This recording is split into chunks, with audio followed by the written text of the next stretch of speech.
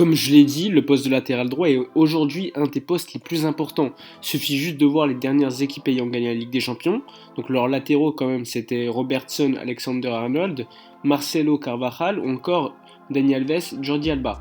Donc que des paires exceptionnelles de latéraux. Le Barça depuis le départ de Dani Alves est nettement en difficulté à ce poste.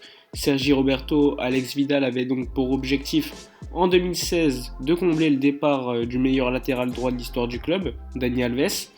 Alves qui avait quand même la qualité d'un numéro 10, qui se projetait énormément offensivement, il était largement au-dessus techniquement, tactiquement.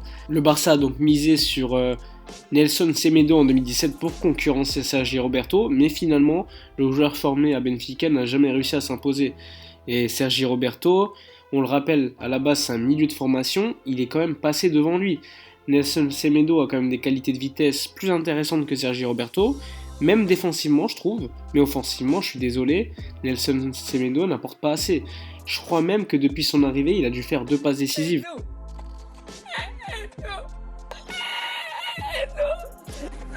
Alors qu'à Benfica, je me rappelle d'avoir vu certaines vidéos, comme quoi les vidéos ne veulent rien dire. Dans ces vidéos, on voyait un latéral offensif, très bon dribbleur, etc. Sergi Roberto, lui, il est meilleur que Semedo pour combiner, ou encore au niveau de l'endurance. Et après, son problème à lui, c'est qu'il élimine jamais son adversaire et qu'il a tendance à rentrer au milieu de terrain.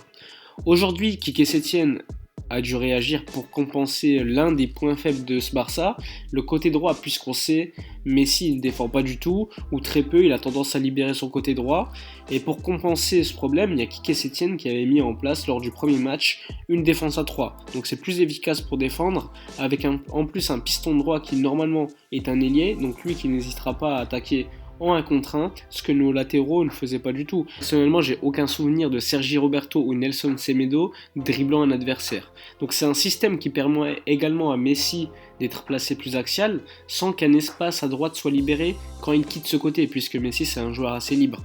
Après, ce système en 3-5-2, il faut voir s'il va durer, mais normalement Quique Setién pourrait revenir en 4-3-3 s'il estime que le dispositif classique du Barça est plus efficace. En tout cas, ce qui est sûr, c'est que le Barça, qui a refusé de vendre Semedo l'été dernier à l'Atlético, est désormais largement ouvert à le vendre l'été prochain. Il y a un intérêt du Bayern Munich selon Bild, donc c'est un journal allemand, puisque Kimmich va passer au milieu de terrain. Après, le Bayern a également pris Odriozola du Real Madrid en prêt sans option d'achat, donc Semedo au Bayern Munich pour l'été prochain, c'est pas impossible.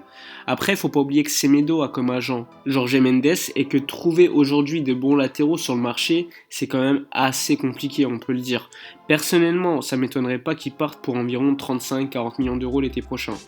Mais si Semedo part, on peut se demander qui pourrait le remplacer. Donc dans cette vidéo, je vais vous présenter les pistes éventuelles du FC Barcelone pour remplacer Nelson Semedo. Donc il y a Sport, journal catalan bien connu, a parlé de Ricardo Pereira, donc le joueur de Leicester, il y a quelques semaines, pour remplacer Semedo l'été prochain. Ricardo Pereira, c'est l'un des meilleurs latérales droits de Première Ligue aujourd'hui, et qui lui aussi est contrôlé par Jorge Mendes.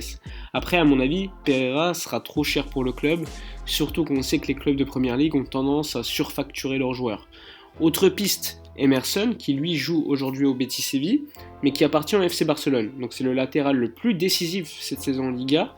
Le Barça a officialisé son transfert en janvier 2019 pour 12 millions d'euros en annonçant directement son prêt pour le Betis. Après, selon certains médias, le Betis et le Barça ont acheté Emerson ensemble et se partagent à 50% les droits du joueur. C'est-à-dire que le Barça a payé 6 millions d'euros et le Betis a payé 6 millions d'euros pour Emerson. Donc si le Barça veut le récupérer avant l'été 2021, le club devra payer 9 millions d'euros, c'est-à-dire 6 millions d'euros des 50% des droits restants, ainsi que 3 millions d'euros de pénalité. Le Betis a annoncé aujourd'hui qu'Emerson restera au Betis jusqu'en été 2021. C'est compliqué d'en parler puisque c'est un transfert quand même assez flou. Faut pas oublier qu'Emerson est extra-communautaire et en Liga, il y a une limite de 3 joueurs extra-communautaires par effectif. Donc Emerson, lors d'une interview au début de saison, n'a pas caché son envie de vouloir retourner au Barça et d'y rester définitivement. En tout cas, c'est intéressant puisque d'ici là, il sera plus qu'intégré au championnat espagnol et le club n'aura pas besoin de dépenser énormément d'argent pour remplacer Nelson Semedo. Surtout qu'aujourd'hui, le Barça a largement besoin d'argent et pourrait décider d'investir plus largement sur un attaquant ou un défenseur central. Après, autre piste qui est sortie il y a quelques heures dans les médias catalans, c'est Klostermann, qui est un joueur de Leipzig et qui a un contrat jusqu'en été 2021. Radio Catalunya, donc média très fiable de Catalogne, a sorti l'information il y a quelques jours en disant qu'il était pisté par le Barça. Après, c'est pas un latéral droit comme on a l'habitude de le voir au club, il est moins offensif et il a tendance à rester derrière. Bon, c'est plus efficace défensivement, mais bon, le Barça a quand même largement l'habitude de préférer les joueurs latéraux offensifs. Bref, ce sont les 3 latéraux aujourd'hui qui font l'objet des plus grandes rumeurs pour arriver au Barça l'été prochain pour remplacer Semedo, qui lui à mon avis devra bien partir pour 40-50 millions d'euros. J'ai pas parlé dans cette vidéo de Moussa Wagué, parce que malheureusement pour lui, je vois pas du tout le club le considérer comme étant un titulaire en puissance à ce poste de latéral droit. À voir quand même ce qui va se passer concernant son futur, mais il y a quand même pas mal de rumeurs de prêt vers la Serie A. Je me rappelle d'une rumeur vers le Torino. Bref, la vidéo elle est terminée. N'oubliez pas de me donner votre avis en commentaire sur quel latéral droit voudriez-vous voir au Barça l'été prochain. N'oubliez pas également de liker la vidéo, de vous abonner à la chaîne et de partager. N'hésitez pas également de donner votre avis sous la vidéo. J'aurais pu également parler de Serginho Dest, donc le latéral droit de l'Ajax, ou encore d'Atal, mais vu que sa blessure, à mon avis, l'empêchera de bouger l'été prochain.